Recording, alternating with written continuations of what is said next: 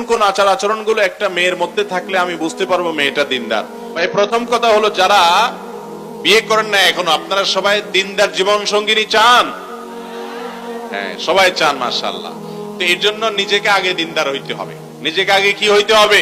আপনি নিজে খারাপ থাকবেন, আপনার চরিত্র নষ্ট করবেন, ফেসবুকে ইনবক্সে হারাম সম্পর্ক করবেন, আর আশা করবেন যে আপনার ঘরে একজন ফেরেশতার মতো মেয়ে চলে আসুক।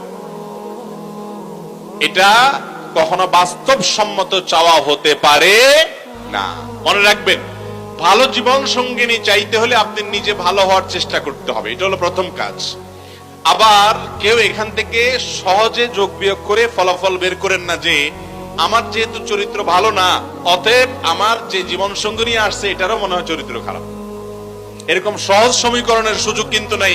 কারণ অনেক খারাপ মানুষকে আল্লাহ তাআলা ভালো মানুষ দিচ্ছেন না, দেন নাই। ফেরাউনের মতো খারাপ মানুষের ঘরে আসিয়ার মতো নেককার বিবি গেছে না, যায় নাই। অতএব আপনি খারাপ হলেও আপনার ঘরে আসা মেয়েটা ভালো হতে পারে। একজন মেয়ে বিয়ের আগেতে দিনদার কিনা কিভাবে বুঝবেন? এটার মতো কঠিন কাজ আল্লাহর জমিনে খুব কম আছে। আজকাল বিশেষ করে শুধু নামাজ কালাম দেখে লোকটা ধার্মিক এটা মনে করা এত সহজ নয়।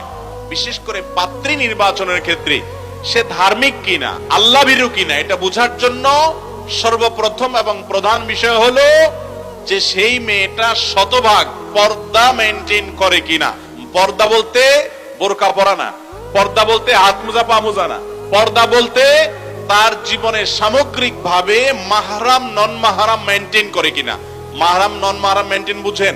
মানে হলো সে তার মামাতো ভাইয়ের সাথে পর্দা করে কিনা, চাচাতো ভাইয়ের সাথে পর্দা করে কিনা, খালাতো ভাইয়ের সাথে পর্দা করে কিনা, তার ওই বেহাইয়ের সাথে পর্দা করে কিনা, যাদের সাথে পর্দার বিধান আছে অথচ পরিবারের সদস্য কিংবা আত্মীয় স্বজন তাদের সাথে পর্দা করে কিনা। অনেক মেয়ে আছে বাহিরে বোরকা পরেন কিন্তু বাসা বাড়িতে আসলে পর্দার বালাই নাই। অনেক মহিলা বাহিরে পর্দা করেন, বাসায় এসে দেবরের সাথে পর্দা করেন না, এবং আত্মীয় স্বজনের মধ্যে যাদের সাথে পর্দা করতে হবে তাদের সাথে পর্দা করেন না। এটা কখনো সঠিক পর্দা হতে পারে না। একজন মেয়ের দিনদারিতার প্রধান দিক হলো তিনি আল্লাহর ফরজ বিধানটাকে বুঝে মানার চেষ্টা করেন, এক।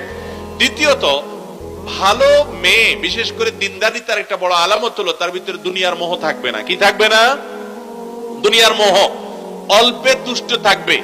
জীবন সঙ্গিনীর জন্য এই বিষয়টা অনেক গুরুত্বপূর্ণ যে অল্পে তুষ্ট থাকা।